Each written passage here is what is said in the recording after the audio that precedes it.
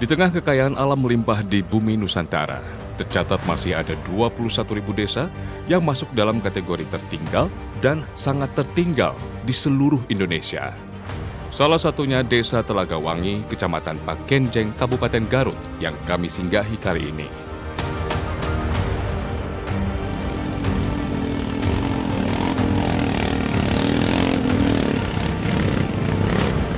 Tim Indonesiaku harus menumpang motor modifikasi yang mampu mengangkut muatan lebih banyak. Dan yang pasti, mampu menaklukkan medan jalan ekstrim yang cukup panjang menuju Kampung Gunung Kasang.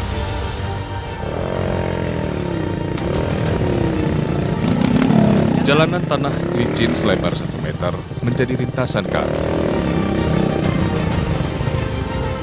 Ojek motor kami beberapa kali harus berhenti sesaat karena tergelincir di tanah yang licin atau selip karena bebatuan.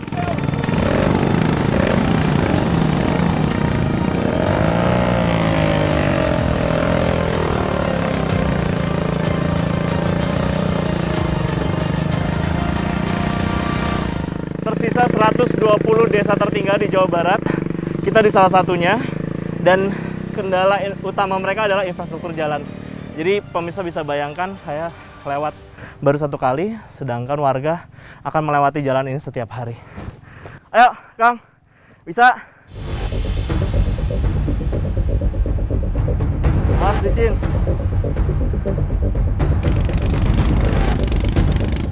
Jarak antara Desa Telaga Wangi dan Kampung Gunung Kasang hanya sekitar 20 km, yang harusnya bisa dicapai kurang dari 1 jam.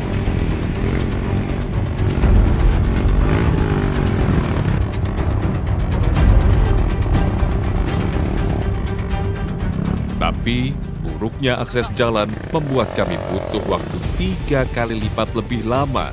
Itu pun bila cuaca cerah. Bila hujan turun, perjalanan akan semakin lama. Kami harus kembali berhenti dan mengganti busi motor. Beratnya medan membuat semua pengojek telah menyiapkan berbagai alat dan onderdil cadangan. Apapun bisa terjadi di tengah hutan, sehingga kami harus selalu waspada. Kalau Anda bisa lihat pemirsa, itu adalah puncak gunung yang sudah mulai tertutup dengan kabut. Itu adalah jalan yang akan kita laluin. Tapi kampungnya tidak berada di puncak gunung, kita akan menuju ke bawahnya lagi, menuju ke lembahnya. Jadi mudah-mudahan dengan trek yang terlihat ada di tengah-tengah hutan dan kebun, semoga motor-motor ini bisa melalui jalannya dengan lancar. Kita akan lewatin puncak itu.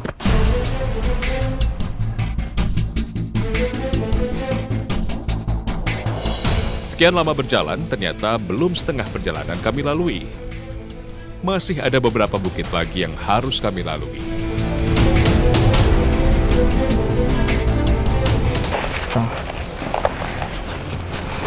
Kita habis bagiin air minum, jas hujan, trash bag juga untuk melindungi tas-tas. Masih ada 1 puncak gunung lagi yang harus dilaluin. Mudah-mudahan kita bisa selamat sampai ke tujuan. Ayo Kang, dilepas dulu.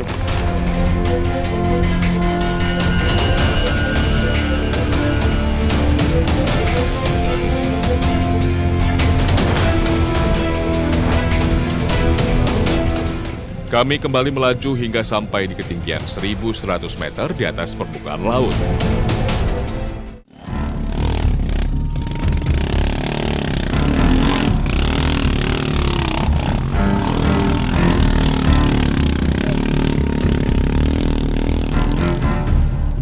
Sudut kemiringan jalan pun semakin curam.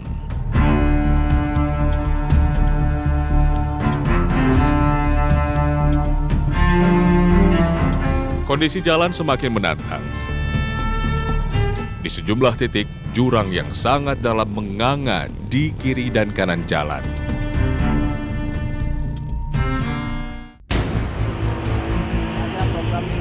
Bisa bersama. Pernah nonton Bang? Favorit. Oh. Makin jauh, jalur motor semakin menyempit. Tar dulu.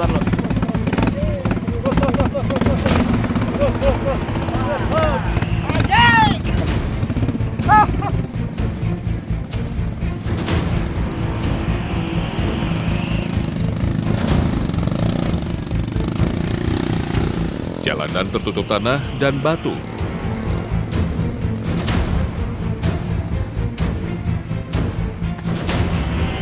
sehingga sekali waktu harus digemburkan agar roda sepeda motor bisa tetap melaju. Mirisnya, perbaikan jalan seakan tak pernah menjadi prioritas pemerintah setempat. Kang, kita sampai harus kayak gini nih, emangnya nggak pernah dibangun, Kang? Jalannya? Ini dari dulu belum pernah.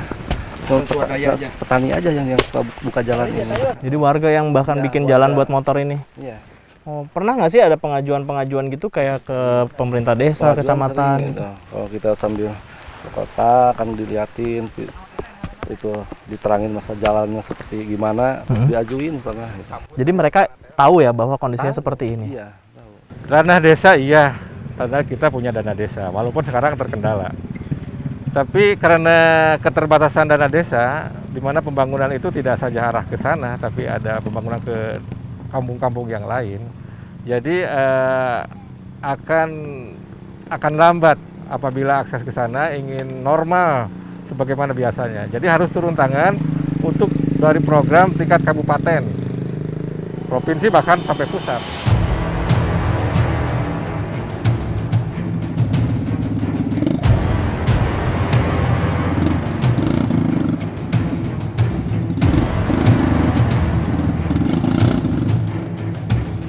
Tiga jam sudah berlalu, tapi kami belum juga sampai di tujuan. Di waktu tertentu, para pemotor menghabiskan waktu hingga beberapa hari untuk mencapai Gunung Kasang.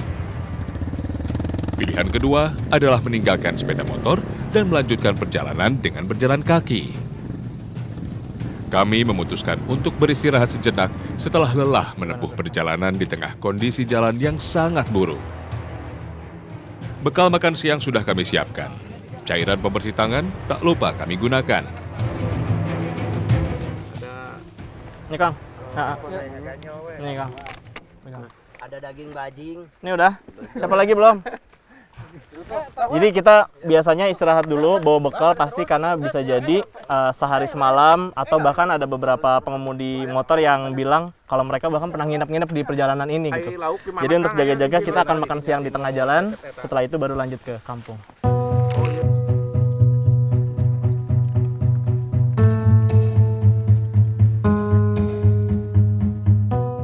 Kang, ini kan kita tadi udah lumayan parah nih kondisinya ya. Biasanya yang paling parah yang katanya nginep-nginep tuh berapa hari sih, Kang? Oh, itu paling lama ada sampai 3 hari 3 malam. 3 hari? Iya, Ini kan kalau cuma tiap berapa hari. kilo katanya? Kalau yang biasa mah paling ini tinggal ya ada 5 kiloan lagi lah, kurang lebih.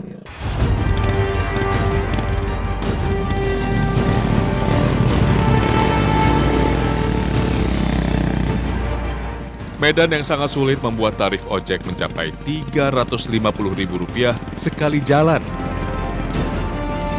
Tak heran, sebagian besar warga Gunung Kasang belum pernah bepergian keluar kampungnya, terutama para perempuan dan anak-anak.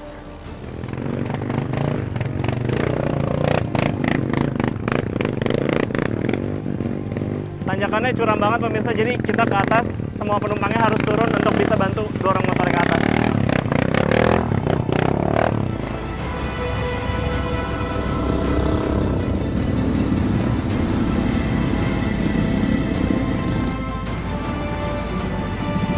Aduh, Sep, nggak bergerak.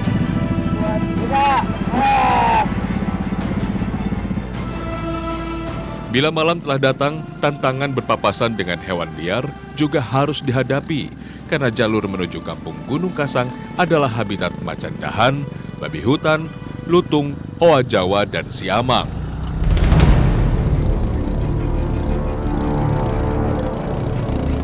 Jauh, kiri jauh.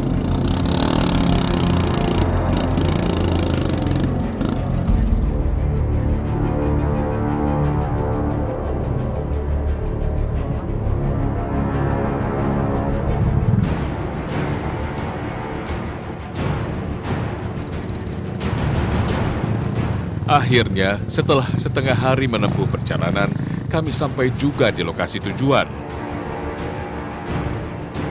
Akhirnya kami sampai di Kampung Gunung Kasang, kampung paling ujung di Kecamatan Pakenjeng, perbatasan dengan kecamatan-kecamatan lainnya. Kami hampir 6 jam melalui perjalanan yang cukup ekstrim, dan inilah kendala utama mengapa mereka belum mendapatkan pembangunan dan belum bisa maju dan sejahtera sampai hari ini.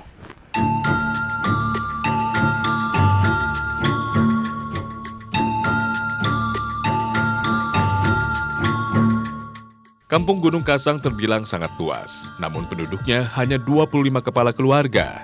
Total hanya ada 150 jiwa yang bergabung dalam satu RT. Gunung Kasang adalah satu-satunya RT yang hidup terpisah jauh dari RT lainnya di Dusun Pasir Uni, Desa Talagawangi.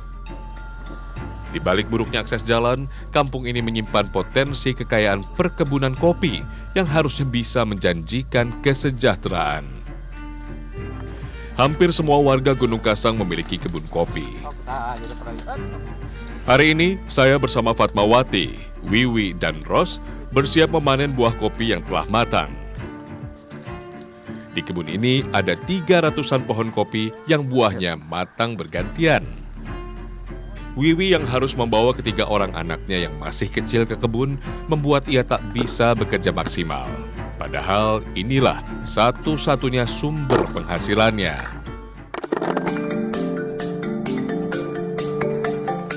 Siapa sangka dari kampung yang nyaris terlupakan ini setiap tahun dihasilkan 85 ton biji kopi. Luar biasa.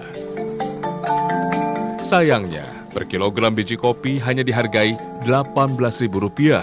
Padahal di pasar Kecamatan Pakenjeng, harga biji kopi mencapai Rp25.000 per kilo. Selisih harga ini ditentukan oleh pengepul sebagai ganti ongkos transportasi. Di musim panen, setiap ojek motor bisa membawa 50-100 kg biji kopi sekali angkut. Tapi di luar musim panen, warga nyaris tak punya penghasilan lain. Tapi memang di fullin tanam kopi semua, itu 1 hektar? Nah, kalau dulu tanam full, Ah, cuman kan lagi gagal udah berapa tahun ya? Udah 3 tahun, 3 kali musim gagal terus ya kayak gini, mati, terus pada hitam-hitam semua. itu karena apa nih, Kang? Mungkin karena curah hujan tinggi. Potensi kopi Gunung Kasang harus diakui sangat besar. Dari total 800 ton kopi yang dihasilkan Kecamatan Pakenjeng, lebih dari 10%-nya datang dari Gunung Kasang. Kampung Gunung Kasang ini memang terkenal dengan kopinya. Kopinya sudah mendapatkan pengemasan, kemudian sudah dijual juga keluar sampai ke kota Garut. Tapi sayangnya mereka menanam secara homogen. Jadi sekalinya gagal panen, otomatis mereka akan merugi semuanya. Oleh karena itu mereka juga menyiapkan alternatifnya adalah menanam jahe.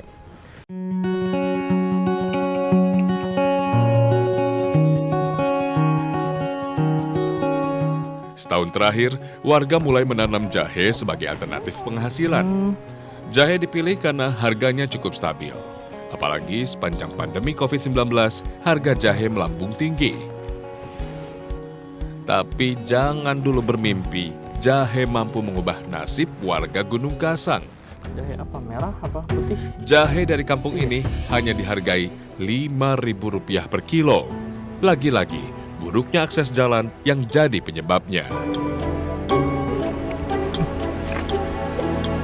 Kampung Gunung Kasang yang berada di ketinggian 800 hingga 1.100 meter di atas permukaan laut membuat kopi jenis Robusta dan Arabica tumbuh subur.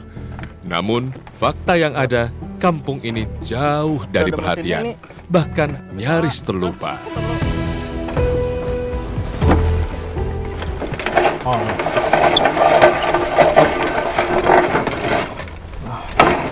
Taruh Bu, istirahat dulu. Jadi kalau di musim hujan, pengepul yang biasa bisa datang seminggu sekali, beberapa hari sekali datang karena memang hasilnya banyak, otomatis mereka nggak bisa masuk karena jalannya juga jelek. Jadi bahkan warga sudah sempat menjemur, sempat menggiling walaupun manual seperti ini, tapi pengepul tidak bisa masuk dan yang bisa mereka lakukan hanyalah menunggu pengepul datang. Karena kalau pengepul nggak datang, otomatis mereka tidak bisa mendapatkan uang. Para pengepul pun tak bisa diduga kapan datangnya. Saat ini misalnya, sudah lebih dari sebulan warga menunggu kedatangan pengepul.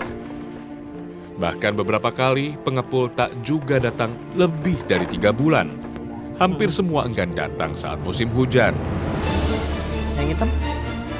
Lalu sampai kapan hal ini akan terus dibiarkan? Bila terus diabaikan, kampung Gunung Kasang bisa jadi tak hanya tertinggal, tapi juga ditinggalkan